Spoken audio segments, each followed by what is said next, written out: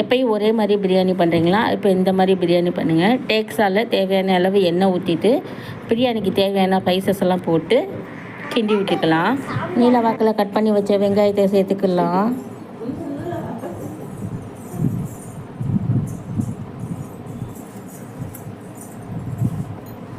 வெங்காயம் வதங்குறதுக்கு உப்பு போட்டுக்கலாம். வெங்காயத்தை நல்லா கண்ணாடி பதம் வர அளவு நல்லா வதக்கி விட்டுக்கலாம்.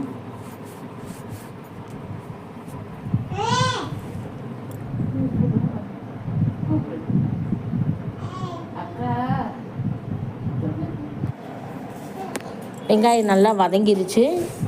இப்போ இஞ்சி பூண்டு பேஸ்ட் நம்ம 2 ஸ்பூன் சேர்த்துக்கலாம்.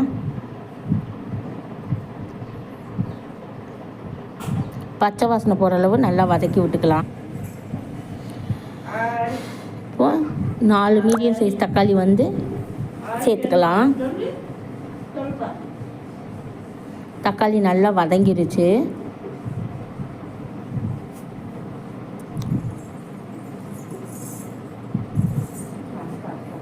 அரை கைப்பிடி கொத்தமல்லி புதினா சேர்த்துக்கலாம்.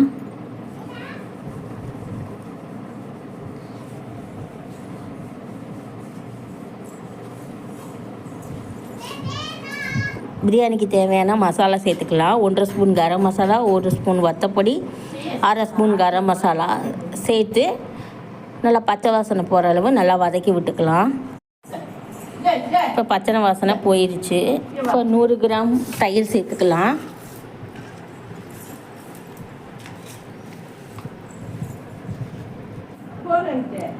இப்போ நம்ம சிக்கன் சேர்த்துக்கலாம். நான் 1 கிலோ சிக்கன் எடுத்திருக்கேன்.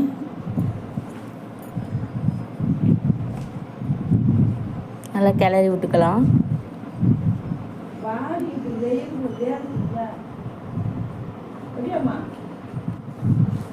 சிக்கனை மூடி போட்டு ஒரு 5 நிமிஷம் வேக வச்சுக்கலாம்.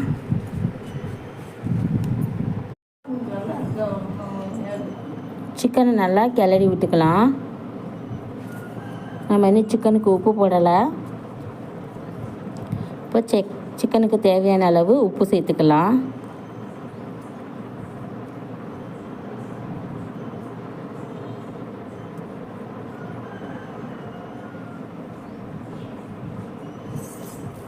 உப்பு சேர்த்துக்கலாம். சிக்கனை நல்லா கிளறி விட்டுக்கலாம். சிக்கன் நல்லா கிளறி விட்டுக்கலாம். இப்போ நான் சிக்கனுக்கு தண்ணிக்கு பதிலாக தேங்காய் பால் தான் சேர்க்க போகிறேன். இப்போ நம்ம 1.5 கிலோ பாஸ்மதி ரைஸ் எடுத்தனால 1 லிட்ரு தேங்காய் பால், அரை லிட்ரு இஞ்சி பூண்டு கொத்தமல்லி புதினா பச்சை மிளகாய் இதெல்லாம் அரைச்சி வச்ச தண்ணி அரை லிட்ரு சேர்த்துருக்கோம். 1.5 கிலோ பாஸ்மதி ரைஸுக்கு 1.5 லிட்ரு தண்ணி நம்ம சேர்த்தாச்சு. இப்போ நல்லா ஒரு கிளறி விட்டு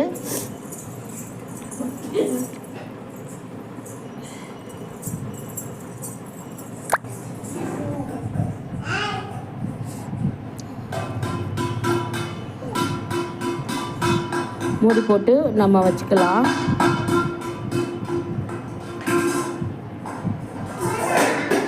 சிக்கன் நல்லா கொதிஞ்சிச்சு பாருங்கள். இப்போ மீடியம் ஃப்ளேமில் மூடி போட்டு நம்ம சிக்கனை வேக விட்டுக்கலாம். ஒரு 1/2 லெமன் நம்ம புழிஞ்சு விட்டுக்கலாம்.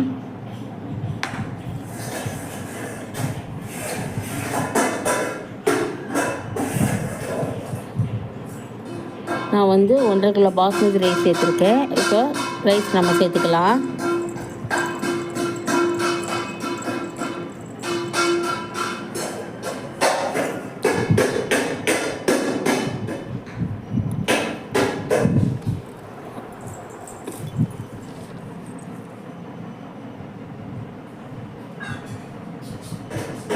ஒரு கிண்டி வச்சு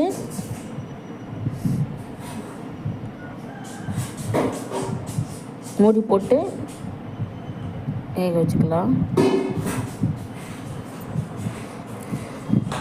இப்போது கொதி வருது பாருங்கள். இப்போ நல்லா மூடி போட்டு தண்ணி பாத்திரத்தை மேலே தூக்கி வச்சு ஒரு 5 நிமிஷம் மீடியம் ஃப்ளேமில் வச்சுக்கலாம்.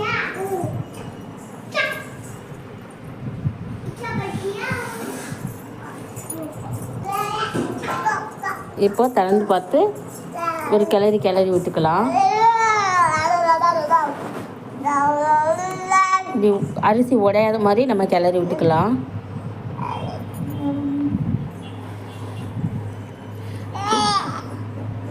மூடி போட்டு இந்த மாதிரி ஒரு 2 டைம்ஸ் செஞ்சுக்கலாம். பாருங்கள், சூப்பராக ரெடி ஆயிடுச்சு. ரெடி ஆகிக்கிட்டே இருக்குது.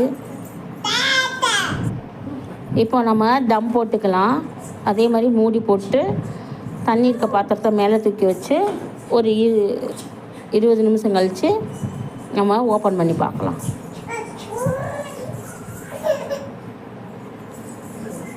சூப்பரான பிரியாணி.